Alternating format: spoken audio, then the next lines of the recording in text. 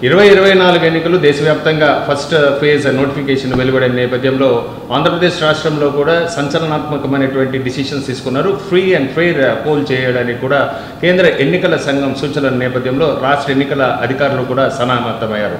So ఈ నేపథ్యంలో డేలో ఉన్నటువంటి 24 అవర్స్ని కూడా ఎక్స్క్లూజివ్గా ఎలక్షన్ ప్యాటర్న్ పైనే అధికారులందరూ కూడా ఫోకస్ పెట్టినటువంటి ఒక పరిస్థితి. ఈ నేపథ్యంలో 2024 ఎన్నికలు మే 13న పోలింగ్ జరగనున్నటువంటి నేపథ్యంలో అధికారులందరూ కూడా కట్టుదిట్టమైనటువంటి ఏర్పాట్లు చేశారు. అంటే డే 1 నుంచి జూన్ 4th కౌంటింగ్ వరకు కూడా ఎలాంటి స్ట్రాటజీస్తో ముందుకు వెళ్ళాలా, ఎక్కడ ఎలాంటి అవాంఛనీయ సంఘటనలు జరగకుండా చూసుకోవాలన్నటువంటి ఉద్దేశం, అలాగే ఎక్కడైతే సీసీ కెమెరా అవైలబిలిటీస్ ఉంటాయో వాటి చోట కూడా సీసీ కెమెరాని ఏర్పాటు చేయడం, హింసాత్మకమైనటువంటి పోలింగ్ కేంద్రాలని గుర్తించడం, సో ఫేక్ ఓటర్స్ని గుర్తించడం, ఇవంతా కూడా రెగ్యులర్ ఎక్సర్సైజ్ జరుగుతున్నటువంటి పరిస్థితి. కానీ ఈసారి మాత్రం చాలా పర్టికులర్గా సీరియస్గా తీసుకుంటున్నటువంటి పరిస్థితి. What is the power of election commission అనే దాని పైన రుజువు చేయడానికి కూడా ప్రయత్నం చేశారు. గతంలో మనం చూసాం, టిఎన్ శేషన్ గారి పేరు చెప్పగానే ఎన్నికలంటే ఏంటనే విషయాన్ని కూడా భారతదేశంలో ప్రతి ఓటర్కి తెలిసినటువంటి ఒక పరిస్థితి, అదేవిధంగా ప్రతి పొలిటికల్ పార్టీస్ కూడా గుర్తించినటువంటి ఒక పరిస్థితి.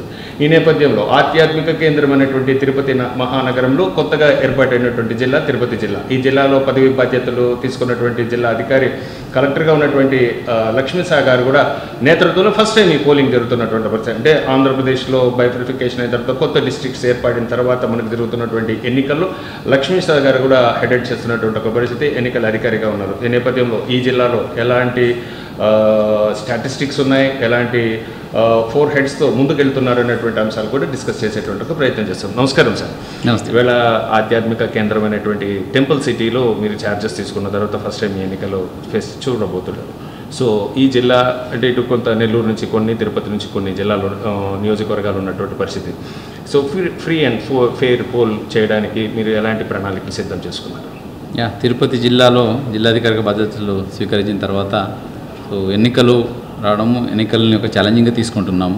సో ఎన్నికలు అంటేనే ఒక ఛాలెంజింగ్ సిచ్యుయేషన్. ప్రతి ఒక్క ఐఏఎస్ అధికారికి ఎన్నికలు చేయడం అంటే ఒక లైఫ్ టైం డ్రీమ్ కూడా ఉంటుంది. సో నేను ఎన్నికల అధికారిగా పనిచేయాలి, సో ఎన్నికల్ని సమర్థవంతంగా నిర్వహించి సో అయితే డెమోక్రసీ కోర్ ప్రిన్సిపల్స్ ఉన్నాయో అదే అప్హెల్డ్ చేస్తూ జిల్లాకి మంచి పేరు తీసుకురావాలని ఆ ఒక అదృష్టం వచ్చిండేది నాకు ఒక పూర్వజన్మ సుకృతమని భావిస్తాను. సో ఈ ఎన్నికల్ని ఎలక్షన్ గైడ్ లైన్స్ చాచి తప్పకుండా పాటిస్తూ ఫ్రీ అండ్ ఫెయిర్ ఎలక్షన్ అంటే నిష్పక్షపాత ఎన్నికల్ని నిర్వహించి మన జిల్లాకి మంచి పేరు తీసుకురావాలనేది మా ఉద్దేశము. దానికి తగ్గట్టుగా ఇప్పటివరకే ప్రిపరేషన్ అన్నీ మొదలై ఉన్నాయి. దాదాపుగా తయారీ ఆల్రెడీ చివరి దశలో ఉంది. మీకు అందరికీ తెలిసే ఉంది, 34 మండలాలు, 7 కాన్స్టిట్యున్సీలు, 1 పార్లమెంటరీ కాన్స్టిట్యున్సీ ఉంది. సో దీనికి కావాల్సిన 2130 పోలింగ్ కేంద్రాలని ఆల్రెడీ అన్నీ సర్వాంగ సుందరంగానే చెప్పొచ్చు సిద్ధం చేయడం జరిగింది. అవన్నీ అష్యూర్డ్ మినిమం ఫెసిలిటీస్ అన్నీ సిద్ధంగా ఉన్నాయి. ప్రతి దగ్గర కావాల్సిన సూచనలు, సలహాలు, ఇన్ఫర్మేషన్ని డిస్ప్లే చేస్తూ ప్రతి ఆర్ఓస్, రిటర్నింగ్ ఆఫీసర్స్, అలాగే ప్రతి ఒక్క బిఎల్ఓస్ దానిలో సన్నద్ధమై అన్ని ఇప్పుడు రెడీగా ఉన్నాయి. ఇప్పుడు ఆల్రెడీ ఎలక్షన్ అనౌన్స్మెంట్ వచ్చింది. సో నెట్ నోటిఫికేషన్ వచ్చే దానికి కూడా సిద్ధంగా ఉంది. కాబట్టి దానికి కావాల్సిన తయారీలో ఎలక్ట్రల్ రోల్ ఫైనలైజేషన్ కూడా ఆల్రెడీ జరిగింది. ఇప్పుడు ఈవెన్ ఎలక్ట్రల్ రోల్ అయిన తర్వాత కూడా ఎవరైనా మనం 18 ఇయర్ అయి ఉన్నాము ఇప్పుడు అప్లై చేసుకోవచ్చు. అంటే ఏప్రిల్ 1వ తారీఖు వరకు ఎవరైతే 18 సంవత్సరాలు నిండే వాళ్ళు అవుతారో వాళ్ళు కూడా ఇప్పుడు అప్లై చేసుకొని వాళ్ళు ఓటర్ ఐడి కార్డుని పొందవచ్చు. అలాగే మన జిల్లాలో ఇప్పుడు చూసుకుంటే 17,94,000 ఓటర్స్ ఇప్పటికే నమోదయ్యి ఉన్నారు. దాంట్లో మహిళలు 9,19,000 మంది ఉండగా పురుషులు 8,75,000 మంది ఉన్నారు. ఇదే కాకుండా ట్రాన్స్జెండర్స్ కూడా 177 మంది రిజిస్టర్ అయి ఉన్నారు. అలాగే డిజేబుల్డ్ పర్సన్స్ విత్ డిజబిలిటీస్ ఒక 24,400 మంది ఉన్నారు. అలాగే ఫస్ట్ టైం ఓటర్స్ అంటే 18 నుంచి ఈసారి 18 సంవత్సరాలు అయిన వాళ్ళు 18 నుంచి 19 సంవత్సరాలు ఉన్నవాళ్ళు 35,799 మంది ఉన్నారు మనకు. అలాగే 100+ ఓటర్స్ అంటే 100 సంవత్సరాలు దాటిన వాళ్ళు కూడా 20 మంది మన జిల్లాలో ఉన్నారు. సో వాళ్ళందరూ ఈసారి నాకు తెలిసి 15వ ఓట్ వేయబోతున్నారు. ఎందుకంటే ఫస్ట్ నుంచి చేసి ఉంటే ఇది 15వ ఎలక్షన్ అవుతుంది వాళ్ళకి. So that is very strange and very good. అలాగే ఎన్ఆర్ఐస్ కూడా ఉన్నారు. ఫారిన్ కంట్రీలో ఉంటూ ఇక్కడ ఓటు పొందిన వాళ్ళలో కూడా 285 మంది ఉన్నారు. అలాగే సర్వీస్ ఓటర్స్ ఈ ఆర్మీస్లో బయట పనిచేస్తున్న వాళ్ళు 870 మంది ఉన్నారు. మనకు జెండర్ ఇష్యూ చూసుకుంటే, జెండర్ ఇష్యూ నార్మల్లీ ఇష్యూ అంటాము, కానీ మన జిల్లాలో జనరేషన్ ఎంత చక్కగా ఉందంటే ప్రతి ఒక్క 1000 మంది పురుషులకి 1050 మంది మహిళలు ఉన్నారు. That's very good. Actually we have very good gender ratio. అంతేకాకుండా మనకు ఎలక్టరల్ టు పాపులేషన్ రేషియో అంటే ఇంతమంది 100 మంది పాపులేషన్లో ఎంతమంది ఎలక్టర్స్ ఉన్నారంటే 69% ఉంది. సో స్టేట్ది కూడా ఇది 72%. సో మంది దాదాపుగా కరెక్ట్గా ఉంది. సో దిస్ రేషియో వైజ్ స్టాటిస్టికల్గా మన ఎలక్టరల్ రోల్ కావచ్చు, ఇక్కడ ఉన్న ఓటర్స్ కావచ్చు, యంగ్ ఓటర్స్ కావచ్చు, అంటే మిక్స్ ఆఫ్ పాపులేషన్ అంటాం కదా, ఇటు యంగ్ వాళ్ళు ఉన్నారు, సో ఇక మిడిల్ ఏజ్ కూడా ఉన్నారు, ఈవెన్ 100+ కూడా ఉన్నారు. కాబట్టి మన జిల్లా ఎలక్ట్రల్ ఓట్ కూడా బాగుంది. అండ్ తయారీ భాగంగా ఇది మంచి స్టాటిస్టిక్స్ మనకు, అంటే ఫస్ట్ స్టెప్ గుడ్ స్టెప్ అంటాం కదా. సో ఈ statistics gives a satisfaction, yes we are covering everyone, so we are all prepared అని. రైట్. అంటే అత్యధికంగా మహిళా ఓటర్లు ఉన్నప్పటికీ కూడా మహిళా బూతులు అనేది ఒకటి ఏర్పాటు చేయాల్సిన అవసరం ఉంది. వాటిపైన ఎంతవరకు ప్రణాళికలు చేసుకున్నారు? అదేవిధంగా 85+ ఉన్నటువంటి వాళ్ళందరికీ కూడా ఓటుని ఇంటికి తీసుకెళ్లాలనేట్టు ఒక ప్రతిపాదన ఎలక్షన్ కమిషన్ తీసుకొచ్చింది. ఈ రెండింటిని ఏ విధంగా మిళితం చేసుకొని ముందుకు వెళ్తున్నారు plannings? So election commission guidelines ప్రకారంగా సో ప్రతి కాన్స్టిట్యున్సీలో కొన్ని మోడల్స్ పోలింగ్ బూత్స్ పెట్టాలి. మోడల్ పోలింగ్ బూత్స్లో 2 మహిళలు పోలింగ్ బూత్ పెట్టాలి, అంటే ఇది పింక్ పోలింగ్ బూత్ అంటాం. అక్కడ ఉన్న సిబ్బంది మొత్తం మహిళలే ఉంటారు. అలాగే ఒక 2 ఫిజికల్ హ్యాండిక్యాప్ పోలింగ్ బూత్ పెట్టాలి, అంటే అక్కడ ఉన్న సిబ్బందులందరూ ఫిజికల్ హ్యాండిక్యాప్ట్ వాళ్ళే ఉంటారు. అలాగే 1 మోడల్ పోలింగ్ బూత్, అంటే అన్ని రకాలుగా కరెక్ట్గా ఉన్న పోలింగ్ బూత్ ఒకటి 2 పెట్టాలి. అలాగే యూత్స్ పోలింగ్ బూత్ కూడా అంటాం. ఏదైతే పోలింగ్ స్టాఫ్ 20 సంవత్సరం నుంచి 25 సంవత్సరం ఉన్న యూత్స్ ఎవరైతే ఉంటారో స్టాఫ్, వాళ్ళే పోలింగ్ ఏజెంట్స్గా ఉంటారు, పోలింగ్ స్టాఫ్గా ఉంటారు. అంటే దీని ఉద్దేశం ఏంటంటే ఎలక్షన్ కమిషన్ నుంచి when we are doing so much of large activity, we should also show regard to women, to physically abled people and also to the youths who are the main part of the election process. అందుకే ప్రత్యేకంగా encourage చేస్తూ ఈసారి theme basis కూడా పెడుతున్నాం. తిరుపతి జిల్లా అంటే మీకు తెలుసు, కొత్త జిల్లా ఫార్మ్ అయింది. కొత్త జిల్లాలో ఫస్ట్ టైం ఎలక్షన్ చేయబోతున్నాం కాబట్టి ఏదో ఒక ప్రత్యేకత ఉండాలి కదా. సో మనకున్న ఇన్స్టిట్యూషన్స్ చూస్తే శ్రీహరికోట ఉంది, తిరుపతి ఉంది, శ్రీకాళహస్తి ఉంది, చంద్రగిరి ఫోర్ట్ ఉంది, శ్రీ సిటీ ఉంది, కలంకారీ ఉంది, వెంకటగిరి జారీ ఉంది. ఇన్ని ప్రత్యేకతలు ఉన్న జిల్లాలో మనం థీమ్ పెట్టకపోతే ఎలాగా? అందుకే థీమ్ బేసిస్ కూడా పోలింగ్ బూత్ పెట్టాలని మన స్టాఫ్కి చెప్పాను. దానికి రిక్వైర్డ్ ఇన్ఫర్మేషన్ మళ్ళీ ఇచ్చి మిమ్మల్ని అందరినీ పిలిపించి మళ్ళీ అది పబ్లిసిటీ కూడా ఇద్దాము. అంటే ఏంటంటే ఇది ఒక ప్రజాస్వామ్య పండుగ ఎలక్షన్ అనేది. ఈ పండుగ లెవెల్గా చూడాలి, ప్రతి ఒక్కరు ఇన్వాల్వ్ అవ్వాలి, ప్రతి ఒక్కరు ఎంజాయ్ చేస్తూ పని చేయాలి. ఈవెన్ అది ఓటర్ కావచ్చు, ఇక్కడ ఎంప్లాయీ కావచ్చు, ఇద్దరు ఎంజాయ్ చేసినప్పుడు ఆ ఒక సార్థకత అనేది వస్తుంది. ప్రజాస్వామ్య పండుగ అని అనుకున్న దానికి ఒక మంచి నిరూపించిన వాళ్ళు అవుతాం. సో దానికోసం మనము సిద్ధమవుతున్నాము. మోడల్ పోలింగ్ బూత్స్ కంపల్సరీగా ప్రతి కాన్స్టిట్యూన్సీలో ఉంటాయి. సో దీంట్లో ప్రజల ఫీడ్బ్యాక్ తీసుకొని అలాగే ఎక్కడైతే అవసరం ఉందో అవకాశం ఉందో, యాక్చువల్లీ ఎలక్షన్ కమిషన్ గైడ్లైన్స్ ప్రకారం 2 ఉండాలని చెప్పారు. సో మనలకు నేను చెప్పేసి 2 కాదు, అన్ని మోడల్ పోలింగ్ బూత్ చేయండి. ప్రతి ఒక్కటి ఆదర్శంగా ఉండాలి. అక్కడ వచ్చే ప్రతి ఓటర్ హ్యాపీగా ఓటేసి వెళ్ళాలి. అందుకే ఎలక్షన్ కమిషన్ ఏం చెప్తుంది? Happy voting, I'm vote for sure అంటుంది. సో ఓటేషన్కి వచ్చిన వాళ్ళు అబ్బా నేను సంతోషంగా వచ్చాను, పోలింగ్ బూత్కి వచ్చి చాలా హ్యాపీగా ఉంది అనిపించాలి, ఆ ఒక అనుభూతి కలిగించాలి. అలా ముందుకు వెళ్ళాలని మన స్టాఫ్కి చెప్తున్నాను. అదే ప్రకారం సిద్ధతలు కూడా జరిగింది. అంటే మోడల్ కోడ్ ఆఫ్ కాండక్ట్ అనేది చాలా సీరియస్గా తీసుకుంటుంది ఇవాళ ఎలక్షన్ కమిషన్ ఆఫ్ ఇండియా, అదేవిధంగా ఆంధ్రప్రదేశ్ ఎలక్షన్ కమిషన్ కూడా. సో ఈ వైలేషన్స్ అనేది ఎట్లా జరుగుతుంది సార్? అంటే చాలామందికి ఒక అపోహ ఉంది, ఏం చేస్తారులే మనల్ని ఏం పెద్దగా పట్టించుకోరు కదా అన్నటువంటి ఒక భావనతో ఉన్నారు. సో ఆ భావన నుంచి ఓవర్కమ్ కావాలి, దీనిపైన పెద్ద ఎత్తున శిక్షలు కూడా ఉన్నాయి అని చెప్పడానికి మా సిటీ కేబుల్ ప్రేక్షకుల ద్వారా వాళ్ళకి ఎలాంటి హెచ్చరికలు చేస్తారు సార్, సూచనలు చేస్తారు? మోడల్ కోడ్ ఆఫ్ కండక్ట్ తెలుగులో ఎన్నికల ప్రవర్తన నియమావళి అని చెప్తాము. ఇది ప్రతి ఒక్కరికి వర్తిస్తుంది. జనరల్ పబ్లిక్ కావచ్చు, లేదా క్యాండిడేట్స్ కావచ్చు, పొలిటికల్ పార్టీస్ కావచ్చు, అలాగే అధికారులు కావచ్చు. సో ఈ మోడల్ కోడ్ ఆఫ్ కండక్ట్ని ఇది యాక్చువల్లీ పాటిస్తే చాలా ఈజీ, పాటించకపోతే అంతే టఫ్ ఉంటుంది. ఇదొకటి ప్రిక్లూడ్ నేను చెప్పగలను, ప్రిల్యూడ్. ఎందుకంటే పాటించాలి. ఎందుకు ఈజీ అంటున్నంటే కొన్ని గైడ్లైన్స్ ఉన్నాయి. సో ఫర్ ఎగ్జాంపుల్ ఇది ఎలక్షన్ కమిషన్ గైడ్లైన్స్ ప్రకారంగా ఇప్పుడు పొలిటికల్ పార్టీకి పబ్లిసిటీ చేసుకోవాలి, పోస్టర్స్ చేసుకోవాలి, ర్యాలీ చేసుకోవాలి. మీరు అప్లై చేయండి, పర్మిషన్ ఇస్తాము, పర్మిషన్ తీసుకొని చేయండి. It's not a violation. Permission లేకుండా చేస్తే వైలేషన్ అవుతుంది. దయచేసి వైలేషన్కి ఎవరు పాల్పడకండి. ప్రతిదీ పర్మిషన్ ఇవ్వడానికి మనకు ఆదేశాలు ఉన్నాయి, దానికి అవకాశాలు కూడా ఉన్నాయి. ఫర్ ఎగ్జాంపుల్ విజిల్ అని అది కంప్లైంట్, కానీ సువిధ యాప్ అని ఉంది. సువిధ యాప్ వచ్చి మీరు దేనికైనా మీరు వెహికల్ పెట్టుకోవడానికి, ర్యాలీ పెట్టుకోవడానికి, హౌస్ టు హౌస్ క్యాంపెయిన్ చేయడానికి, పోస్టర్ వేసుకోవడానికి, ఫ్లాగ్ వేసుకోవడానికి, ఏదైనా వేసుకోండి మీరు, కానీ పర్మిషన్ తీసుకొని వేసుకోండి. వైలేషన్ అవ్వదు. వేసుకోకుండా ఏ చిన్నది వేసుకున్న వైలేషన్ అవుతుంది, దాన్ని మళ్ళీ తీసేస్తాము. పర్మిషన్ లేకుండా పెట్టిన వాళ్ళ మీద ఎఫ్ఐఆర్ కూడా లాడ్జ్ అవుతుంది. అంతవరకు వెళ్ళే అవకాశం రాకుండా చూసుకుంటే చాలా మంచిది. బికాజ్ కమిషన్ కూడా ఏం చెప్తుందంటే ఎక్కడ రిస్ట్రిక్షన్ వద్దు, కానీ చేసే పనికి పర్మిషన్ తీసుకొని చేయండి అని మాత్రమే చెప్తున్నాను. కాబట్టి ప్రతి ఒక్కరు ఇది పాటించాలి. సో ఈ మధ్య already model code of conduct అమల్లో ఉంది కాబట్టి ఉన్నదంతా ఇప్పుడు తీసేసి ఉన్నాము. అంతా జరిపేసి డిఫేస్మెంట్ అన్నీ జరిగిపోయింది, అన్నీ చక్కగా ఉంది. ఇకపోయిన తర్వాత అంటే క్యాంపెయిన్ స్టార్ట్ అవుతుంది. అది it's part of the process. ఎలక్షన్లో కంపల్సరీ క్యాంపెయిన్ ఉంటుంది. ఎలక్షన్ కమిషన్ చెప్తుంది కాబట్టి ప్రతి ఒక్కరు పాటించాల్సింది ఏంటంటే దయచేసి పర్మిషన్ తీసుకొని క్యాంపెయిన్ చేసుకోండి, పర్మిషన్ తీసుకొని యాక్టివిటీస్ చేసుకోండి. అప్పుడు ఎలక్షన్ కమిషన్ కూడా ఒక లెక్క ఉంటుంది. ఓకే, ఎంతమంది పర్మిషన్ తీసుకున్నారు, ఎక్కడ జరుగుతూ ఉంది. మీరు పర్మిషన్ తీసుకోకుండా చేస్తే ప్రజలకు కూడా అవేర్నెస్ ఎక్కువ ఉంది. ఇప్పుడు ఎందుకు విజిల్ యాప్ ఉంది. What is vigil? Citizens vigilance. Citizens విజిలెన్స్గా ఉన్నారు. వాళ్ళ మొబైల్లో ఒక ఫోటో తీసి పెట్టారంటే వచ్చి మేమే పెనాల్టీ చేస్తుంటాము, మేమే వెళ్ళి మళ్ళీ ఎఫ్ఐఆర్ బుక్ చేస్తుంటాం. కాబట్టి కంప్లైంట్ చేయడానికి ఈజీ ఉంది, కంప్లైంట్ చేసుకుండా మీరు ఎలక్షన్ క్యాంపెయిన్ చేయడానికి కూడా ఈజీగా ఉంది, ప్రొవైడెడ్ మీరు సువిధ యాప్ వాడుకుంటే. సో మీరు క్యాంపెయిన్ చేయాలనుకుంటే సువిధ యాప్లో పర్మిషన్ తీసుకోండి, ఎవరైనా వైలేషన్ చేస్తుంటే సివిజిలో కంప్లైంట్ ఇవ్వండి. సో యంత్రాంగం చూసుకుంటుంది. ఈ రెండింటి ఉన్నాయి కాబట్టి ప్రతి ఒక్కరు పాటించి కంప్లైంట్స్ తక్కువ వస్తే నాకు చాలా సంతోషం. అట్లని వైలేషన్ చూసి నేను కంప్లైంట్ చేయాలంటే అది కూడా తప్పు, పర్మిషన్ తీసుకోకుండా వైలేషన్ చేస్తానంటే అది కూడా తప్పు. దయచేసి పర్మిషన్ తీసుకొని మీరు క్యాంపెయిన్ చేసుకోండి, వైలేషన్ చేయకుండా ఉండండి. మోడల్ కోడ్ ఆఫ్ కండక్ట్ అయితే ఈసారి చాలా పకడ్బందీగా అమలు చేయాలని ప్రతి దగ్గర నుంచి ఆదేశాలు ఉన్నాయి. ఈసారి కూడా as a new district okay first time డిఈఓగా నేను కూడా పనిచేస్తున్నాను. సో మంచిగా చేయాలి, మంచి పేరు తీసుకురావాలని తప్పనైతే ఉంది. సో దానికి తగ్గట్టుగా ఎన్ఫోర్స్మెంట్కి ఎంత అధికంగా వెళ్తాము కంపల్సరీగా 100%. ఫస్ట్ టైం చేస్తున్నాం కాబట్టి ఈసారి సెట్ చేసే ఎగ్జాంపుల్ ఇంకో 50 సంవత్సరాలు ఈ జిల్లాలో అంత చక్కగా చేశారని ఒక పేరు ఉండాలి. కాబట్టి దీనికి నా తపనం ఎంత ఉందో అంతే కోఆపరేషన్ ప్రతి ఒక్కరి నుంచి కావాలనే సందర్భంగా కోరుతున్నాను. రైట్. అంటే ప్రలోభాలు కూడా విపరీతంగా ఈసారి మనీ ఫ్లోటింగ్ అనేది కూడా ఎక్కువగా మనం వరుసగా జరుగుతున్నటువంటి ఒక ఎలక్షన్స్లో అయితే చూస్తున్నాం.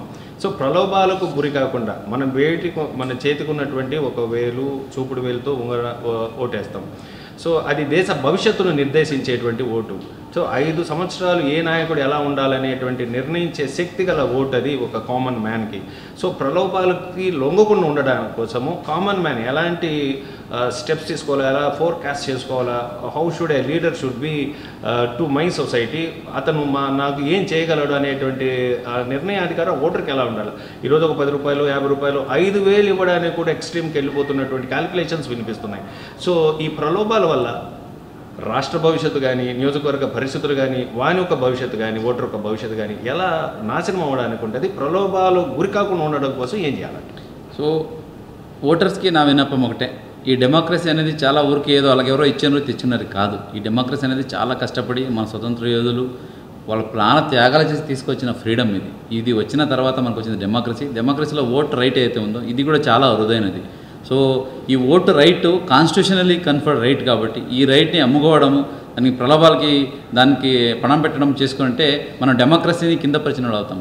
డెమోక్రసీ కింద పరిస్తే మనం ఇంకెక్కడ ఉంటాం. So we are part of the democracy. అందుకే ఓటర్స్కి యాజ్ ఏ స్వీప్ పార్ట్ భాగంగా కూడా నేను అదే చెప్తూ ఉంటాను, నిర్భయంగా నిష్పక్షపాతంగా ఓటు వేయండి, మంచి నాయకులను ఎన్నుకోండి అని చెప్తాము. ఇంకా ప్రలోభాలకు వస్తే that is the serious way of violation. Okay, ఎక్కడ కూడా ఫ్రీబీస్ పంచడము లేదా ఈ డబ్బులు పెట్టి ఓటు కొనుక్కోవడం అనుకోవడం is a very big violation. ఈసారి విజిలెన్స్ కూడా ఎక్కువ ఉంది. ఈసారి పబ్లిక్ ఎంపవర్డ్ ఉన్నారు, ప్రతి ఒక్కరి చేతిలో మొబైల్ ఉంది, మొబైల్లో సివిజిల్ యాప్ ఉంది. యాప్ని ప్రతి ఒక్క కంప్లైంట్ పరిశీలించి యాక్షన్ చేసుకోవడానికి యంత్రాంగం ఉంది. కాబట్టి అటువంటి దానికి ఎవరు దయచేసి పాల్పడకండి, స్వేచ్ఛగా ఫ్రీడమ్గా అలాగే నిష్పక్షపాతంగా ఎన్నికల్లో పాల్గొనండి. Let the people decide. So people is the power actually. So constitution ఇచ్చింది పవర్ పీపుల్కి మాత్రమే. ఆ పీపుల్ స్వేచ్ఛాయుతంగా ఓటు వేయాలి. ఆ వేసిన ఓటుతో ఎవరైతే ఎన్నికలు అవుతారో వాళ్ళు కంపల్సరీగా డెమోక్రసీలో లీడర్ అవ్వాలి. కాబట్టి సో దానికి ప్రతి ఒక్కరు సహకరించాలి. పబ్లిక్ కూడా ఎక్కడైనా ఇటువంటి ప్రలోభాలు చేస్తుండేదా మీ దృష్టికి వస్తే, మీకు ఎవరైనా అలాగా ప్రలోభాలు చూపిస్తుంటే కంపల్సరీ మీ సివిజిల్ యాప్లో మాకు తెలియచేయండి. అక్కడ మనకు ఫ్లయింగ్ స్క్వాడ్ ఆల్రెడీ టీమ్స్ తిరుగుతూ ఉన్నాయి. ప్రతి కాన్స్టిట్యూన్సీ ప్రతి మండలంలో ఫ్లయింగ్ స్క్వాడ్ ఉన్నాయి. అలాగే స్టాటిక్ సర్వేలెన్స్ టీమ్ ఉంది. అలాగే బార్డర్ చెక్ పోస్ట్స్ ఉన్నాయి. అదే కాకుండా ఎంసీసీ టీమ్స్ కూడా ఆల్రెడీ తిరుగుతున్నాయి. కాబట్టి అన్ని చోట నిఘా నేత్రం పెట్టి ఉన్నాం. ఎక్కడ ఎవరిని ఎగ్జామ్ చేయలేదు. మీరు మేము కనిపించి కూడా మేము చేస్తామనుకుంటే అది మీ అమాయకత్వం తప్పితే ఇంకేం లేదని నా భావన. కంపల్సరీ సార్ ఎవరిని లేకుండా ఫ్రీ అండ్ ఫెయిర్ ఎలక్షన్ చేయడానికి మేము కృషి చేస్తాం. రైట్. అంటే సమస్యాత్మక పోలింగ్ కేంద్రాలు సార్ మనకి ముఖ్యంగా లాస్ట్ టైం తీసుకుంటే కొన్ని చంద్రగిరి కానీ కొన్ని ప్లేసెస్లో there big parallel between 2 parties and ఎంతవరకు అంటే అసాల్ట్ చేయడానికి కూడా వెళ్ళిపోతున్నటువంటి ఒక పరిస్థితి వెళ్ళిపోతున్నది. సో సమస్యాత్మక ప్రాంతాలను మనం ఈ తిరుపతి జిల్లాలో ఎన్ని గుర్తించాం, అక్కడ ఎంతమంది ఫోర్స్ని డిప్లాయ్ చేయబోతున్నాం? సో ప్రతి జిల్లాలో మనకు వల్నరబిలిటీ మ్యాపింగ్ అని ఉంటుంది. అంటే వల్నరబిలిటీ సమస్యాత్మక ప్రాంతాలని గుర్తించండి అని. సో ఇది 4 దశల్లో జరుగుతుంది. VM 1, 2, 3, 4 అని. ఆల్రెడీ ఇప్పుడు 4వది జరుగుతూ ఉంది. అంటే సమస్యాత్మక ప్రాంతాలు ఏవేవి, ఎవరి వల్ల సమస్య అవుతూ ఉంది, ఎవరు సమస్య గురి అవుతున్నారు. సో ఈ 3ని పరిశీలించి దానికి తగ్గట్టిన ఫోర్స్ రిక్వైర్మెంట్ ఆల్రెడీ ఎలక్షన్ కమిషన్కి పంపించడం జరిగింది. ఈసారి రిక్వైర్డ్ కన్నా ఎక్కువనే ఫోర్స్ దిగే అవకాశం అయితే ఉంది జిల్లాకి. ఎందుకంటే ఫస్ట్ టైం జరిపిస్తున్నాము. లాస్ట్ టైం ఇదే జిల్లాలో రీపోలింగ్ కూడా జరిగిన హిస్టరీ ఉంది. కాబట్టి ఎలక్షన్ కమిషన్ కూడా చాలా సీరియస్గా ఉంది. కాబట్టి ప్రతి ఒక్కరు ప్లీజ్ బీ కేర్ఫుల్, జాగ్రత్తగా ఎన్నికల విధులకు లోబడి సో ఎన్నికల విధులు పాటిస్తూ ఎలక్షన్ జరిపించుకుంటే చాలా బాగుంటుంది. ఎక్కడైనా మేము డైవర్ట్ అవుతాము, ఎక్స్ట్రా చేస్తామంటే మాత్రము ఎక్స్ట్రా చేయని ఇవ్వమని మాత్రం ఈ సందర్భంగా హెచ్చరిస్తున్నాను. ఏంటంటే ఫోర్స్ అనేది ఎక్కువ ఉంది సార్. ఇప్పటికే ఫ్లాగ్ మార్చ్ పేరు పైన బీఎస్ఎఫ్ వాళ్ళందరూ కూడా తిరుగుతున్నారు, ప్రత్యక్షంగా చూస్తున్నారు పోలీసు దిగారు వీళ్ళు, మన కేంద్ర బలగాలు కూడా ఇక్కడ తిరుపతికి వచ్చే కొంచెం జాగ్రత్తగా ఉండాలి అనేటువంటి భావన అయితే ఉంది. అంటే ఈ ఫోర్స్ని ఇంకా ఎక్కువ పెంచడానికి ఏమైనా ఉందా సార్? వీళ్ళు మాత్రమే మానిటర్ చేస్తారు? ఉంది. ఇప్పుడు అంటే ఇనిషియల్గా మనకు ఆల్రెడీ 3 కంపెనీస్ వచ్చున్నాయి బీఎస్ఎఫ్. ఇంకా దగ్గర పడేసరికి మనకు నాకు ఒక 20 నుంచి 24 కంపెనీస్, అంటే ఒక కంపెనీకి 150 మంది అనుకోండి. సో ఏమీ లేకపోయినా ఒక 4000 నుంచి 5000 మంది ఫోర్సు దిగే అవకాశం ఉంది. దాన్ని మెయిన్లీ సమస్యాత్మక కేంద్రాల్లోనే నేను పెడతాను. సో పెట్టి we'll go to any extent అంతే చెప్తున్నాను కదా, ఫ్రీ అండ్ ఫెయిర్ ఎలక్షన్ జరిపించడానికి we take all the steps, ఏమేమి అవసరమైతే అన్ని స్టెప్లు తీసుకుంటాము కంపల్సరీగా. అది స్టేట్ పోలీస్ ఫోర్సు, అలాగే ఆర్మ్డ్ పోలీస్ ఫోర్సు, అలాగే సెంట్రల్ ఫోర్సెస్ కూడా. ఈసారి బీఎస్ఎఫ్ వచ్చింది చాలా సంతోషం. నార్మల్ సిఏపిఎఫ్ పెడతారు, ఈసారి బార్డర్ సెక్యూరిటీ ఫోర్స్ పెట్టారు. మీకు తెలిసి బార్డర్ సెక్యూరిటీ ఫోర్స్ ఎలా ఉంటారు కాబట్టి సో అందరూ జాగ్రత్తగా ఉండాలి. And it's good for the district because democracy గెలవాలి. ఫైనల్లీ డెమోక్రసీలో ప్రతి ఒక్కరు ఓటు హక్కును వినియోగించుకోవాలి. సో ఆ ఓటు హక్కు స్వేచ్ఛగా వినియోగించుకోవాలి. అండ్ ఎలక్షన్ను పారదర్శకంగా అలాగే నిష్పక్షపాతంగా జరగాలి. దానికోసము ఇవన్నీ సహకారం మనకు సెంటర్ నుంచి కూడా వస్తూ ఉంది, అలాగే ఎలక్షన్ కమిషన్ కూడా సహకరిస్తూ ఉంది. ఇంకేమైనా సమస్యలు ఉన్నాయని అడగని చెప్తున్నారు. మేము ఎక్కడన్నా మన దృష్టికి వస్తే అంత ఇంటెలిజెన్స్ రిపోర్ట్స్ కానీ, లేదా పోలీస్ రిపోర్ట్ కానీ, లేదా పబ్లిక్ నుంచి కానీ వస్తే అవి కూడా పరిశీలించి ఎక్కడైనా మళ్ళీ సమస్యాత్మకంగా, అంటే ఒకటేమో ఆల్రెడీ ఉన్న సమస్య తెలుసు ఎక్కడ ఉన్నాయని, కానీ కొత్తవి కూడా రావచ్చు. దానికి కూడా ఆల్రెడీ మన ప్రణాళిక ఉంది. దాని ప్రకారం కూడా చూసి ఇంకా అడిషనల్ కావాలన్నా కూడా మనము కేంద్ర బృందాలని దింపడానికి సిద్ధంగా ఉన్నాం. రైట్. మనకి ఈవీఎం మిషన్స్ అనేది చాలా వైటల్ రోల్ ప్లే చేస్తుంది సార్. అంటే ఫస్ట్ ఇనిషియల్ అవర్స్లో కొద్దిగా ట్రబుల్ ఇస్తూ ఉంటుంది ఒక్కొక్కసారి. దాని బ్యాటరీ రీఛార్జ్ అని కొన్ని ఉంటాయి. Some problems maybe occur technical రీజన్స్తో. సో అక్కడ పోలింగ్ కేంద్రాల దగ్గర కొంత అలజడి అనేది ఉంటుంది, మేము ఎంతసేపు వెయిట్ చేయాలి అనేటువంటి. ఈ లోపల మీడియా రోల్ ఇంకోటి వచ్చేస్తుంది, అక్కడ మీడియా పనిచేయడం లేదు ఈవీఎం మిషన్ అనేటువంటి స్ట్రెస్ హైప్ అవుతున్నటువంటి ఒక పరిస్థితి ఉంటుంది. సో ఈవీఎం మిషన్ల పైన మనం ఎలాంటి జాగ్రత్తలు తీసుకున్నాం? ఓవరాల్గా మన తిరుపతి డిస్ట్రిక్ట్కి ఎన్ని ఈవీఎం మిషన్స్ని యూటిలైజ్ చేయబోతుంది? సో ఇప్పుడు మనకు ఈవీఎంస్ అంటే మీకు తెలిసింది 2130 కేంద్రాలు ఉన్నాయి. సో దానికి ఒక్కొక్క దానికి 2 యూనిట్స్ కావాలి, అసెంబ్లీ ఒకటి, పార్లమెంట్ ఒకటి. సో నాకు 5000 సరిపోతాయి ఈవీఎంస్. సో నాకు ఇప్పుడే చూసుకుంటే ఈవీఎంస్ టోటల్ అవైలబిలిటీ 6458 ఉన్నాయి. అంటే నాకు 20% అదనంగా ఉన్నాయి. ఈవీఎం సమస్య లేదు. ఎస్, మీరు చెప్పినట్టు ఫస్ట్ 1 అవర్లో, బికాస్ ఇక్కడ నుంచి ట్రాన్స్పోర్ట్ బస్సులో వెళ్తారు, అక్కడ దింపి మళ్ళీ తీసి పెట్టడంతో ఇట్స్ ఆల్సో ఎలక్ట్రానిక్ డివైస్ కదా. కాబట్టి ఒక 1 to 2% టెక్నికల్ ఇష్యూ వచ్చే అవకాశం ఉంది. దానికి ఆల్రెడీ మనం స్టాండ్ బై పెట్టుకుని ఉంటాము. ఎక్కడైనా అటువంటి ఇబ్బంది వస్తే వెంటనే రీప్లేస్ చేయడానికి సిద్ధంగా ఉన్నాము. మన జిల్లాలో ఉన్న EVMs already first level clearance కూడా అయిపోయి అన్నీ సిద్ధంగా ఉన్నాయి. ప్రతి ఒక్కరికి ట్రైనింగ్ కూడా ఇవ్వడం జరిగింది. ఈవెన్ పబ్లిక్ కూడా దాని గురించి అవేర్నెస్ క్రియేట్ చేయడం జరిగింది. కాబట్టి ఈవీఎంలో ఎక్కడ లోపాలు లేవు, దాని గురించి ఏంటి డెఫిషియన్సీ లేదు, ఎక్కడ డెఫిషియన్సీ లేదు. దాన్ని చూడండి, ఈవీఎంస్లో బియ్యులు అంటే మన బ్యాలెట్ యూనిట్స్ అయితే ఇవి 6458 ఉన్నాయి. అలాగే కంట్రోల్ యూనిట్ 5149 ఉన్నాయి. అలాగే వీవీప్యాట్స్ అంటే మన ఏదో పేపర్ ట్రయల్ ఉంటాయి అది 6291 ఉన్నాయి. సో కాబట్టి మనకు అవసరం ఉన్నంత ఈవీఎంస్ ఉన్నాయి. ఎక్కడ స్కేర్సిటీ అనేది ఏమీ లేదు, అన్నీ వీఆర్ ప్రిపేర్డ్గా ఉన్నాం. అంటే ఛాలెంజింగ్ ఓట్స్ కూడా ఏమైనా పాసిబిలిటీస్ ఉన్నాయంటే చాలా మందికి వస్తారు, నా ఓటు వేసేసారంటారు, but he is having voter ID card ఉంటుంది. సో అలాంటి వాళ్ళకి ఏమైనా ఏ అధికారిని అడగాలి అక్కడ పోలింగ్? ఎస్, సో దాన్ని టెండర్డ్ ఓట్ అంటారు. అంటే ఆ ఓటు వేరే ఎవరు వేసి వెళ్ళిపోయారు, కానీ ఇతనికి ఓటు హక్కు ఉంది కదా, ఇతనికి అవకాశం ఇవ్వాలి కాబట్టి వాళ్ళు ఇమ్మీడియట్గా వెళ్ళి అక్కడ ఉన్న పీఠాసిన్ అంటే మన ప్రిసైడింగ్ ఆఫీసర్ని కలవాలి. ప్రిసైడింగ్ ఆఫీసర్ అక్కడ ఒక ఫార్ములా సంతకం పెట్టించేసి మీరు వేసేయారు, but you don't worry, you go for tendered vote అని చెప్పేసి ఆయనకి ఒక బ్యాలెట్ పేపర్ ఇస్తారు. బ్యాలెట్ పేపర్ ఆయన ఓట్ చేసి దాన్ని ఒక సపరేట్ లిఫాఫాలో పెట్టి ఎలక్షన్ స్ట్రాటజీ మెటీరియల్తో పాటు దాన్ని మళ్ళీ స్ట్రాంగ్ రూమ్కి సబ్మిట్ చేస్తారు. అది యాజ్ పర్ ద ప్రొసీజర్, దానికి ఎప్పుడు కౌంట్ చేయాలి, ఏం చేయాలి అనేది ఎలక్షన్ కమిషన్ గైడెన్స్ పెట్టి పెడతారు. ఎక్కడైనా అటువంటి ఉన్నా కూడా చేస్తాము, కానీ ఇది జరగకుండా చూసుకోవాలి, అది మన బాధ్యత. ఇన్ కేస్ పొరపాటు ఎక్కడ జరిగినా కూడా ఎవరికైతే ఓటు హక్కు ఉందో, ఓటు వేయడానికి వచ్చారో వాళ్ళు మిస్ అవ్వకుండా అసలు టెండర్డ్ ఓట్ వేయడానికి అవకాశం ఉంది. Right sir. అంటే ఇప్పుడు పోలింగ్ కేంద్రాల దగ్గర బీయింగ్ ఇట్స్ సమ్మర్, సో అక్కడ ఎలాంటి ప్రికాషనరీ మెజర్స్ తీసుకుంటే సన్ స్ట్రోక్స్ రావడానికి ఉంటుంది? ఏజ్డ్ పర్సన్స్ అయితే ఇప్పుడు 85 ఇయర్స్కి ఓటుని ఇంటికి తీసుకెళ్ళడానికి పాసిబిలిటీస్ చూస్తున్నారు. మేబీ అది కూడా 1 or 2 డేస్లో వచ్చేసేటువంటి అవకాశాలు ఉంటాయి. బట్ క్యూ లైన్లలో నిల్చున్న వారి పరిస్థితి ఎట్లా? అక్కడ లాంగ్ టైం వెయిట్ చేయకుండా ఉండవాలంటే ఈసీ ఎలాంటి చర్యలు తీసుకుంటుంది? ఎస్, ఇది ఆల్రెడీ ఇప్పుడు సమ్మర్ కాబట్టి పోలింగ్ కేంద్రాల దగ్గర బేసిక్ మినిమం ఫెసిలిటీ దాంట్లో డ్రింకింగ్ వాటరు, షేడ్ మనమే కల్పించి ఉంటాము. అలాగే ఎవరైనా ఫిజికల్ హ్యాండిక్యాప్స్ వాళ్ళు వస్తే కంపల్సరీగా వీల్ చైర్లో వెళ్ళి ఓటు వేయడానికి అవకాశం కూడా కల్పించడం, వీల్ చైర్స్ కూడా పెట్టి ఉంటాము. ఇది కాకుండా ఇప్పుడు అదే ఎండలు ఎక్కువ ఉన్నాయి కాబట్టి అక్కడ డ్రింకింగ్ వాటర్ ఈవెన్ మజ్జిగ అవన్నీ మేము అరేంజ్ చేసుకుంటాము. పబ్లిక్ కూడా విన్నపం ఏంటంటే మార్నింగ్ 7 నుంచి ఈవినింగ్ 5 గంటల వరకు ఉంటుంది కాబట్టి సో మీరు కూడా చూసుకొని కొంచెం స్టాగర్డ్గా అర్లీ మార్నింగ్ లేట్ ఈవినింగ్ వస్తే చాలా సంతోషం. ఈవెన్ ఎండా టైంలో వచ్చినా కూడా అక్కడ షేడ్ ఫెసిలిటీ ఉంటుంది, పెండలు వేయించి ఉంటాము కాబట్టి మహిళలకి మళ్ళీ పురుషులకి సపరేట్ లైన్ ఉంటుంది. ప్రతి 2 మహిళలకి ఒక పురుషు మాత్రం వెళ్ళొచ్చు, సో దట్ మహిళలు త్వరగా వెళ్ళిపోవాలని. ఇదే కాకుండా ఎవరైనా ప్రెగ్నెంట్ లేడీస్, బాలింతలు, అలాగే మరీ వృద్ధులు లేదా ఫిజికల్ హ్యాండిక్యాప్ట్ వస్తే వాళ్ళకి ఫస్ట్ డైరెక్ట్గా వెళ్ళిపోవచ్చు. వాళ్ళు ఇటువంటి అన్ని ఫెసిలిటీస్ ఉన్నాయి. ఎక్కడ కూడా అంటే బికాస్ ఆఫ్ సమ్మర్ ఎక్కడ కూడా సమ్మర్ ఇబ్బంది లేకుండా ప్రతి ఒక్కరికి పీస్ఫుల్ ఎన్విరాన్మెంట్ అన్నారు, కంఫర్టబుల్ ఎన్విరాన్మెంట్లో ఓటు వేయడానికి జాగ్రత్త తీసుకొని ఉంటాము. దీనికి కావాల్సిన సిద్ధతలు అన్ని చేయాలని ఎలక్షన్ కమిషన్ ఆదేశాలు ఉన్నాయి కాబట్టి అదే ప్రక్రియ చేస్తాం. అంటే ఒక క్యాండిడేట్, ఎంపీ క్యాండిడేట్ కానీ ఎమ్మెల్యే క్యాండిడేట్ కానీ అతని వెనక ఎంతమంది వెళ్లాల్సి ఉంటుంది, ఎంత కార్స్ మూవ్ అవ్వాల్సి వస్తుంది. కొన్ని కార్లు కూడా ఇప్పుడు తెలియకుండా వాళ్ళు పార్టీ లోగోస్ వేసుకొని కూడా తిరుగుతుంటారు. మేబీ ఆర్టీఓ అధికారులు వాళ్ళు సీజ్ చేయడానికి ఉంటుంది మీ ఇన్స్ట్రక్షన్స్ మీద. సో వాళ్ళకి తెలియకుండా జరిగే ప్రాసెస్ కొన్ని తెలిసి జరుగుతాయి. సో ఒక క్యాండిడేట్ ముందు వెళ్తుంటే వెనక ఎంతమంది ఉండాలి, ఎన్ని కార్లు ఉండాలి, దాన్ని మొబిలిటీ ఎట్లా, దాని ఖర్చు ఏంటి, ఒక ఎమ్మెల్యే క్యాండిడేట్కి ఎంత ఖర్చు పెట్టాల్సి వస్తుంది ఎలక్షన్ సినారియోలోకి డే 1 నుంచి, అంటే నామినేషన్ వేసినప్పటి నుంచి స్టార్ట్ అవుతుందా, నోటిఫికేషన్ వచ్చినప్పటి నుంచి స్టార్ట్ అవుతుందా. సో ఆ క్యాలిక్యులేషన్స్ అంతా మీకు ఎలా చేయాలి, అఫిడవిట్ ఎప్పటి లోపల మీకు ఇవ్వాల్సి వస్తుంది ఇవన్నీ. ఇది క్యాండిడేట్స్ వాళ్ళ నామినేషన్ రోజు నుంచి, అంటే నామినేషన్ ఫైనలైజ్ అయిన రోజు నుంచి స్టార్ట్ అవుతుంది. దానికి ఎక్స్పెండిచర్ అబ్జర్వర్ ఉంటారు, ఎక్స్పెండిచరింగ్ అకౌంటింగ్ టీమ్ ఉంటుంది. సో అసిస్టెంట్ ఎక్స్పెండిచర్ అబ్జర్వర్స్ అని ఇక్కడ ఉంటారు. వాళ్ళ ప్రతిదీ మానిటర్ చేస్తారు. ఈ మెయిన్లీ ఎంతమంది రావాలి, ఎన్ని వెహికల్స్ రావాలి అనేది నామినేషన్ టైంలో వెరీ ఇంపార్టెంట్. నామినేషన్ టైంలో సో మీకు తెలుసు కదా, ఎగ్జిస్టింగ్ పార్టీ అంటే registered party, national party, state recognized party అయితే క్యాండిడేటు వాళ్ళతో పాటు ప్రపోజర్ ఒకరు ప్రపోజ్ అయితే సరిపోతుంది. ఆయనతో పాటు నాట్ మోర్ దాన్ 5 అని ఉంటుందన్నమాట. సో ఆ టైపు అంటే ఎగ్జాక్ట్ ఈసారి ఎన్ని ఉన్నాయి చూస్తాం, అదంటే అది ఒకసారి నామినేషన్ డీటెయిల్స్ వచ్చినప్పుడు తెలుస్తుంది.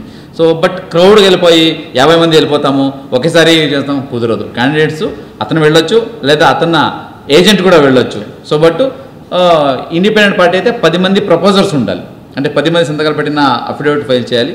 అది అఫిడవిట్ ఇన్ ఒరిజినల్ సబ్మిట్ చేయాల్సి ఉంటుంది. ఇంకా వెహికల్స్కి పర్మిషన్స్కి ర్యాలీ క్యాన్స్ అంటే ది క్యాండిడేట్ ఎవరైతే ఉంటారో అతనికి మొత్తం కాన్స్టిట్యూన్సీ తిరగడానికి ఒకటి పర్మిషన్ ఒక వెహికల్కి ఇస్తాము. అది కాకుండా ర్యాలీసు, మీటింగ్స్కి వెహికల్స్ ఎన్నైనా వాడుకోవచ్చు, కానీ వాడుకునే వెహికల్స్ డీటెయిల్స్ డిస్ట్రిక్ట్ ఎలక్షన్ ఆఫీసర్స్కి మళ్ళీ ఆర్ఓకి ఇవ్వాలి. ఇప్పుడు ఏం చెప్తాడు ఆయన, 10 వెహికల్ వాడుకుంటారంటాడు, వాడుకోమని మేము కూడా చెప్పుంటాము. అక్కడ వెళ్ళి చూస్తే 15 ఉంటాయి, 5 వెహికల్స్ యూజ్ అవుతాయి. లేదా ఫస్ట్ చెప్పండి 15 వాడుకుంటామని, ఆ నెంబర్ ఇవ్వండి. అంటే ఎందుకంటే అన్సర్టెనిటీ ఉండకూడదు. ఎందుకు అన్సర్టెనిటీ ఉండకూడదు, నువ్వు 10 చెప్పావు, 11 తీసుకొచ్చావు, ఆ 11 వెహికల్లో ఏముందో తెలియదు, ఇల్లీగల్.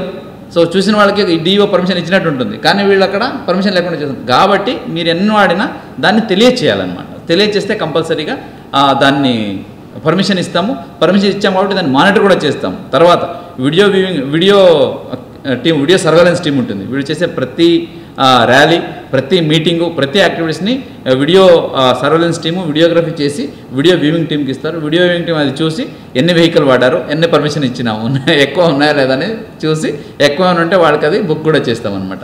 అలాగే వీళ్ళు చేసే ఎక్స్పెండిచర్ షాడో టీం ఉంటుంది. సో వీళ్ళు కూడా సబ్మిట్ చేస్తారు, మేము ఇంత ఎక్స్పెండ్ చేస్తామని. దీన్ని సబ్మిట్ చేసిన కరెక్ట్గానే ఎక్స్పెండిచర్ చేశారా, అంతకన్నా ఎక్కువ చేశారా అనేది కూడా మనం మానిటర్ చేస్తుంటాం. సో ఇది ఎన్నికల విధులు చాలా క్లియర్గా గైడ్లైన్స్ ఉన్నాయి. ఎప్పటికప్పుడు దీన్ని మీటింగ్ పెట్టి వాళ్ళు కూడా తెలియజేస్తున్నాము. సో దాని ప్రకారంగా జరగాలి. ఈసారి ఏదో ఏమైనా, ఎందుకంటే ఇంకా నోటిఫికేషన్ రాలేదు కాబట్టి మనకు, సో ఒకసారి గైడ్లైన్స్ అప్డేట్ అయిపోతుంటాయి. ఇప్పుడే పొలిటికల్ పార్టీ మీటింగ్లో వాళ్ళు చెప్పారు, సార్ గతంలో ఇలా ఉంది కదా సార్ అన్నారు, బట్ ఈసారి ఇలా ఉంది కదా. So election is every time is a new election. What ever updated guidelines వస్తాయో దాని ప్రకారంగా మనం పాటించాల్సి ఉంటుంది.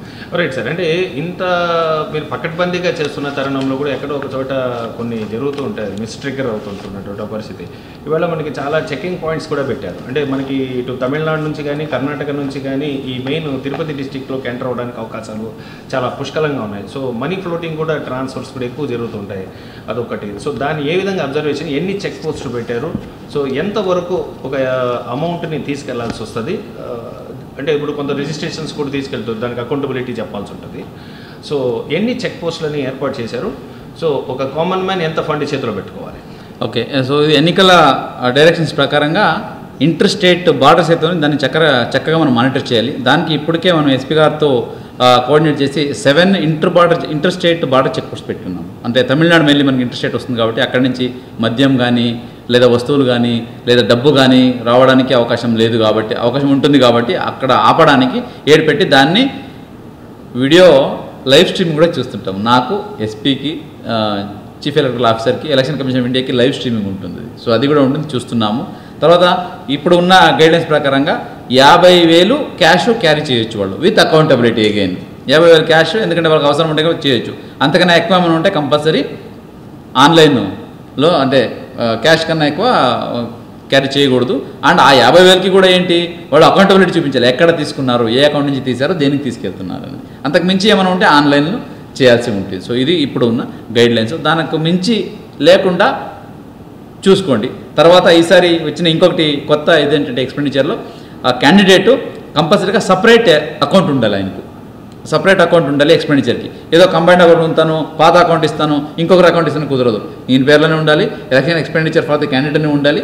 ప్రతి జరిగే ట్రాన్సాక్షన్ ఆయనకి దాంట్లోనే జరగాల్సి ఉంది. ఇది ఎలక్షన్ కమిషన్ లేటెస్ట్ అప్డేట్స్, ఇంతకు ముందు లేదు ఇది. సో కాబట్టి ఈసారి అప్డేటెడ్ గైడ్లైన్స్ ఇలా ఉన్నాయి కనుక సో దయచేసి అదే ప్రకారం పాటించాలని కోరుతున్నాను. అంటే గవర్నమెంట్ అఫీషియల్స్లో చాలామంది కోడ్ ఆఫ్ కాండక్ట్లో భాగంగా కొంతమంది ఇప్పటికి కూడా కొన్ని ఎన్నికల ప్రచారంలోకి వెళ్తున్నారు, వాళ్ళని సస్పెండ్ చేస్తున్నటువంటి పరిస్థితి.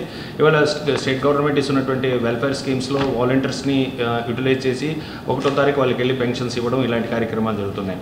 సో ఎలక్షన్ విధుల్లో నుంచి వాలంటీర్స్ని దూరం పెట్టమనేసి ఆల్రెడీ కేంద్ర ఎన్నికల సంఘం కూడా చెప్పినటువంటి ఒక పరిస్థితి నేపథ్యంలో సో ఈ వెల్ఫేర్ స్కీమ్స్ని 1వ తారీఖు నుంచి 5వ తారీఖు లోపల వాళ్ళకి అందాల్సినటువంటి బెనిఫిట్స్ని ఎవరి ద్వారా చేస్తారు, ఎలా చేయబోతారు? సో వాలంటీర్స్కి వస్తే ఎలక్షన్ కమిషన్ ఆల్రెడీ క్లియర్గా డైరెక్షన్ ఇచ్చింది. వాలంటీర్స్ని ఎన్నికల విధుల్లో వాడడానికి లేదు. ఈవెన్ ఎలక్షన్ కమిషన్ అదే కమ్యూనికేషన్లో ఇంకొకటి డైరెక్షన్ చెప్పింది. సచివాలయం సిబ్బందిని కూడా పోలింగ్లో వాడుతున్నప్పుడు ఒకే పోలింగ్ స్టేషన్లో 2 సచివాలయం సిబ్బంది కూడా పెట్టడానికి లేదు. ఒక సచివాలయం సిబ్బందిని పెట్టాలి. వాళ్ళని కూడా ఏ పనికి పెట్టాలని కూడా చెప్పింది. ప్రిసైడింగ్ ఆఫీసర్ లేదా అసిస్టెంట్ ప్రిసైడింగ్ ఆఫీసర్ కాకుండా అదర్ పోలింగ్ ఆఫీసర్స్లో ఎవరో ఒకరుగా పెట్టుకోవచ్చని ఉంది. ఈ 2 డైరెక్షన్స్ వరకు అయితే మనకు క్లారిటీ ఉంది.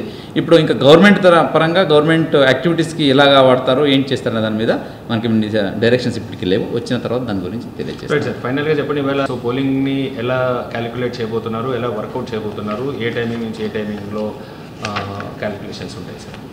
సో పోలింగ్ ఎప్పుడు అది ఆల్రెడీ ఎలక్షన్ కమిషన్ గైడ్లైన్స్ ప్రకారంగా ఫిక్స్డ్ టైం ఉంటుంది. మార్నింగ్ 7 o'clockకి పోలింగ్ స్టార్ట్ అవుతుంది, ఈవినింగ్ 5 గంటలకి పోలింగ్ క్లోజ్ అవుతుంది.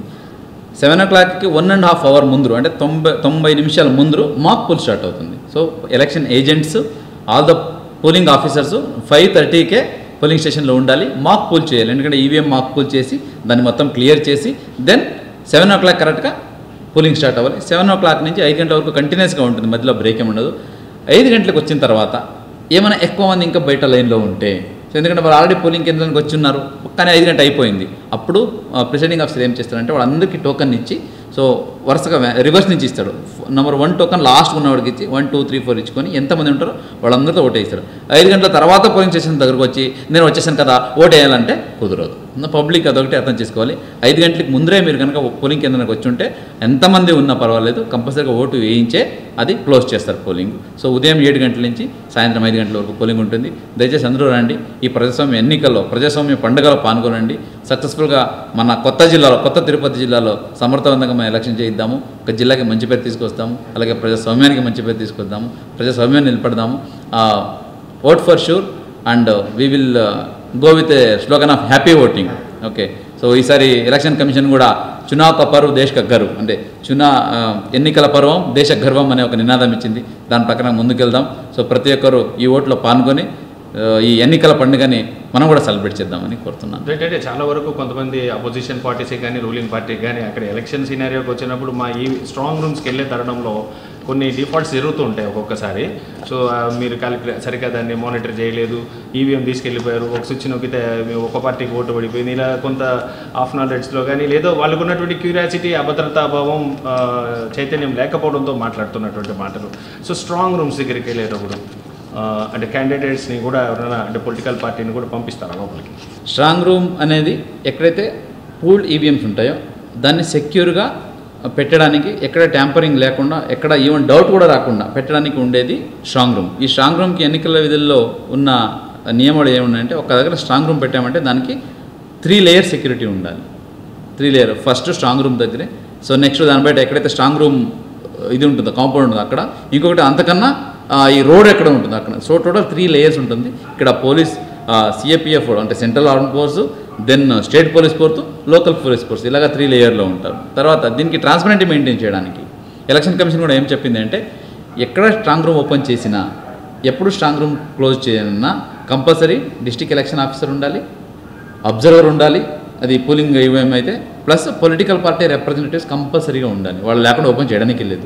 సో అందుకే మనం ఏం చేస్తామంటే, రేపు మార్నింగ్ ఎలా స్ట్రాంగ్ రూమ్ ఓపెన్ చేస్తున్నామంటే ఈరోజు అందరికీ లిఖితపూర్వకంగా తెలియజేస్తాం పొలిటికల్ పార్టీస్కి. సో మీరు అందరూ రండి, మీరు ఏజెంట్స్ అన్న నియమించండి, వాళ్ళు వచ్చి వాళ్ళ సమక్షంలోనే వాళ్ళ సంతకం పెట్టిన తర్వాత చేస్తాం. ఇదే కాకుండా స్ట్రాంగ్ రూమ్ డోర్ కనిపించేలాగా సీసీటీవీ కెమెరా పెట్టి దాన్ని లైవ్ కూడా బయట ఒక పెద్ద టీవీ పెట్టి ఇచ్చి ఉంటాము. సో ఎవరైనా వచ్చి చూసుకోవచ్చు ఎవరైనా వెళ్ళారా వచ్చారా అనేది. సో కాబట్టి అన్ని ట్రాన్స్పరెంట్గా అన్ని దగ్గర స్ట్రాంగ్ రూమ్ని మనం మెయింటైన్ చేస్తాము. ఇది ఎన్నికల కమిషన్ డైరెక్షన్ కూడా అలాగే ఉన్నాయి కాబట్టి దాంట్లో ఏమాత్రం ఇబ్బంది ఉండదు.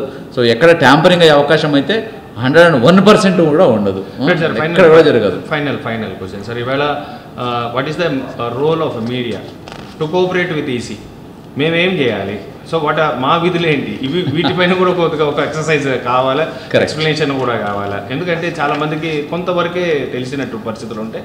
సో మీడియా పరిధేంది ఇప్పుడు కొన్నిసార్లు ఇప్పుడు డిజిటల్ మీడియాస్ కూడా ఎక్కువ అవుతున్నటువంటి తరుణంలో, సో ప్రచార సరళి కూడా బాగా విస్తృత అవుతున్నటువంటి తరుణం. అంటే టీవీలో అయితే మీరు 5 గంటలకు ఆపేయమంటారు, కానీ డిజిటల్ మీడియాలో ఎప్పుడు ఆపలో తెలియదు. అది రొటేషన్ జరుగుతూ పోతూ ఉంటుంది, ఇంటర్వ్యూస్ కానీ అన్నీ కూడా. సో ఇట్లాంటి పరిస్థితుల్లో what is the role of media in elections? So media role ఎలక్షన్లో చాలా చాలా ఇంపార్టెంట్. ఎలక్షన్ కమిషన్ కూడా అది గుర్తించి ఎంసీఎంసీ కమిటీని పెడుతుంది ఇప్పుడు ఇక్కడ, మా మీడియా సర్టిఫికేషన్ అండ్ మానిటరింగ్ కమిటీని. సో మీడియాలో న్యూస్ వేయాలి, తప్పు కాదు, న్యూస్ కంపల్సరీ వేయాలి, పబ్లిక్కి తెలియాలి, కానీ ఆ న్యూస్ పెయిడ్ న్యూస్ అయ్యి ఉండకూడదు. ఇది చాలా ఇంపార్టెంట్. మీడియా వాళ్ళకి కూడా దయచేసి పాటించండి. ఈసారి ఎలక్షన్ కమిషన్ గైడ్లైన్స్ కూడా చాలా చక్కగా ఉన్నాయి, యాక్షన్ కూడా ఉంటాయి. ఇన్ కేస్ ఎక్కడైనా పెయిడ్ న్యూస్ చేయడము కానీ దాన్ని న్యూస్ లాగా చూపించడానికి ట్రై చేయడం చేస్తే కుదరదు. ఎందుకంటే ఇక్కడ ఆల్రెడీ కమిటీ స్టార్ట్ అయ్యి ఉంది. ప్రతి న్యూస్ ఛానల్ని, print and electronic media, news, radio and also social మీడియాని మానిటర్ చేస్తూ ఉన్నాం. ఓకే, సో అక్కడ వచ్చేది న్యూసా పెయిడ్ న్యూసా టీం పసిగట్టేస్తుంది. కాబట్టి దానికి అవకాశం ఇవ్వకుండా న్యూస్ వేయండి, నో ప్రాబ్లం. ఏది జరిగినా అది రూల్స్ కావచ్చు, రెగ్యులేషన్ కావచ్చు, ఎన్ఫోర్స్మెంట్ కావచ్చు, ఇన్ఫర్మేషన్ కావచ్చు, even political campaign is also news. But దాన్ని పెయిడ్ న్యూస్గా చేసి ఏదో ఒక్క పార్టీకే వెళ్ళిపోయేలాగా, ఏదో ఒక క్యాండిడేట్ని ఎక్కువ ఇది పబ్లిసిటీ చేయలాగా, పబ్లిక్ ఒపీనియన్ మార్చేలాగా ఈ టైప్ న్యూస్ వేస్తే మాత్రం అది పెయిడ్ న్యూస్లో కన్సిడర్ చేసి దాన్ని ఒకటేమో ఎలక్షన్ క్యాండిడేట్కి ఎక్స్పెండిచర్ కూడా బుక్ అవుతుంది, ఆయనకి ఎక్స్పెండిచర్ దాటిపోతాడు. తర్వాత మీడియా హౌసెస్ మీద కూడా ఎలక్షన్ కమిషన్ ఆదేశాల మేరకు యాక్షన్స్ కూడా ఉంటాయని ఈ సందర్భంగా తెలియజేస్తున్నాను. అటువంటి అవకాశం రాకుండా మీడియా వాళ్ళందరూ, నేను జాయిన్ అయినప్పుడు చెప్పాను, media is my like eyes and my ears. Okay, మీ ద్వారా నేను చాలా తెలుసుకుంటాను, చాలా నేర్చుకుంటాను, జిల్లాలో ఏముంది ఎలా ఉందనేది. ఎలక్షన్లో కూడా మీరు అందరూ కోఆపరేట్ చేయండి. మీడియా ద్వారా వచ్చే ఇన్ఫర్మేషన్ని, ఆ క్రెడిబిలిటీని కాపాడుకోండి. ఆ నేను కూడా I respect the media news. Okay, మేము ఇచ్చిన వాడిది వెరిఫై చేసి ఉంటారు, అది చక్కగా ఇచ్చి ఉంటారు, దట్ ఈస్ అ ఫ్యాక్ట్ నేను నమ్ముతాను. ఆ ఫ్యాక్టర్ని నేనే కాదు ప్రజలందరూ నమ్ముతున్నారు. కాబట్టి ఆ ఒక ఇంటిగ్రిటీని మెయింటైన్ చేస్తూ ముందుకెళ్ళి మన జిల్లాకి, ముఖ్యంగా తిరుపతి జిల్లాలో ఉన్న మీడియా మిత్రులందరికీ విన్నపం ఏంటంటే, be my team. So be a Tirupati citizen and be proud to be a Tirupati citizen and make district proud with your positive involvement in the election process. చూసారుగా ఇప్పటి వరకు కూడా ఆధ్యాత్మికమైనటువంటి కేంద్రం తిరుపతి. సో తిరుపతి జిల్లాగా ఆవిర్భావం చెందిన తర్వాత జరుగుతున్నటువంటి తొలి ఎన్నికలు అంటే 2024 సార్వత్రిక ఎన్నికలు. ఎన్నికల అధికారిగా ఉన్నటువంటి లక్ష్మీ షా గారికి ఇది ఒక రిమార్కబుల్ అచీవ్మెంట్గా చెప్పొచ్చు. ఎందుకంటే ఇప్పుడు జరగబోతున్నటువంటి ఎన్నికలు ఆషామాషి అయినటువంటి ఎన్నికలు కాదు, చాలా ప్రెస్టీజియస్గా జరుగుతున్నటువంటి ఎన్నికలు. కేంద్ర ఎన్నికల సంఘం కూడా తిరుపతి పైన దృష్టి సారించినటువంటి ఒక పరిస్థితి. ఈ నేపథ్యంలో ఏ రాజకీయ పార్టీని కూడా విడిచిపెట్టే ప్రసక్తి అయితే లేదు. మోడల్ కోడ్ ఆఫ్ కాండక్ట్ ఏదైతే ఉందో దాన్ని ఖచ్చితంగా అమలు చేసి తీరటం, ఎవరిని కూడా ఉపేక్షించే పరిస్థితి లేదు. ఈవేళ ఎక్కడైతే సమస్యాత్మకమైనటువంటి ప్రాంతాలు ఉన్నాయో వాటిని అన్నీ కూడా ఐడెంటిఫై చేసింది. సీసీ కెమెరా సర్వేలెన్స్ ఉంది, కొన్ని యాప్స్ ద్వారా కూడా మీరు చేస్తున్నటువంటి యాక్టివిటీస్ అన్నీ కూడా ఎన్రోల్ అవుతుంటాయి, లైవ్ టెలికాస్ట్లో కూడా వస్తుంటాయి. మేము ఎప్పుడు ఎస్పీ గారు అలాగే కలెక్టర్ గారు ఇద్దరు కూడా, ఎన్నికల అధికారిగా ఉన్నటువంటి ఇద్దరు కూడా పర్యవేక్షణ చేస్తుంటారు. సేమ్ వీడియో కూడా ఈసీఐ కూడా వెళ్తుంది. కాబట్టి మీరు అందరూ తగు జాగ్రత్తలు తీసుకోవాల్సిన అవసరం ఉంది. ప్రతి ఒక్కరూ కూడా 18 ఏళ్ళు నిండిన ప్రతి ఒక్కరూ కూడా citizen of India. Me vote హక్కుని సద్వినియోగం చేసుకోవాల్సినటువంటి బాధ్యత మీ పైన ఉంది. మనం అందరూ కలిసి ఒక బంగారు భవిష్యత్తు ద్వారా మంచి రాష్ట్ర ముఖ్యమంత్రిని అలాగే ఎమ్మెల్యేని ఎన్నుకోవడానికి కూడా అవకాశం ఉంటుంది. కాబట్టి మీ ఓటుని సద్వినియోగపరచుకోండి అనేసి లక్ష్మీ సార్ చెప్తున్నటువంటి ఒక పరిస్థితి. అదేవిధంగా 85 ఏళ్ళు దాటినటువంటి వయోవృద్ధులకు అందరికీ కూడా ఇంటికే పోస్టల్ బ్యాలెట్ తీసుకుపోయేటువంటి అవకాశాలు కూడా పరిశీలిస్తున్నటువంటి నేపథ్యంలో సమ్మర్ నుంచి వారికి కాస్త ఉపశమనం కలుగుతుంది. మనం జనరల్ ఎలక్షన్స్లో చూస్తున్నట్టయితే వయోవృద్ధులందరినీ కూడా భుజాన్ని తీసుకొచ్చి ఓటింగ్ తీసుకుని వచ్చినటువంటి పరిస్థితి కనిపిస్తుంది. కానీ ఈసారి నేను అవాయిడ్ చేసి వాళ్ళ ఇంటికి వెళ్ళి ఓటింగ్ చేసుకునేటువంటి ఒక పరిస్థితి ఉంది. సో అది గుడ్ సైన్ చెప్పొచ్చు. అదేవిధంగా మహిళలకు కూడా ఎక్స్క్లూజివ్ బూత్స్ పెడుతున్నటువంటి ఒక పరిస్థితి. సో గర్భిణీ స్త్రీలు ఎవరైతే ఉన్నారో నేరుగా వెళ్ళిపోయి ఓటు వేసేయడానికి కూడా ఏర్పాట్లు చేస్తున్నాం. అదే మోడల్గా ఉండాలి, పోలింగ్ స్టేషన్ కూడా మోడల్గా ఉండాలి, విచ్చలవిడిగా ఉండకుండా, సౌకర్యాలు లేకుండా, ఇన్ఫ్రాస్ట్రక్చర్ లేకుండా ఉండకుండా పూర్తి స్థాయిలో ఒక మోడల్ పోలింగ్ స్టేషన్ని కూడా ఏర్పాటు చేయడానికి ఆదేశాలు జారీ చేశారు లక్ష్మీసాగర్ గారు. సో ఏదేమైనప్పటికీ 2024 ఎలక్షన్స్ వాళ్ళ ప్రతిష్టాత్మకంగా ప్రిస్టేజ్గా కూడా తీసుకున్నారు. ఎందుకంటే ఈ ఎలక్షన్స్ జరిగిన తర్వాత ఒక 100 సంవత్సరాలు చెప్పుకోవాలి, నా హయాంలో ఇలాంటి ఎలక్షన్స్ జరిగాయి, ఫ్రీ అండ్ ఫెయిర్ పోల్ ఎన్నికలు జరిగిన నేపథ్యంలో ఒక సంతృప్తి నాకు ఉండాలనేటువంటి విషయాన్ని కూడా కలెక్టర్ గారు చెప్తున్నటువంటి పరిస్థితి. ఇది వాటి డిస్కషన్. రేపు మరో అంశం మళ్ళీ కలుద్దాం.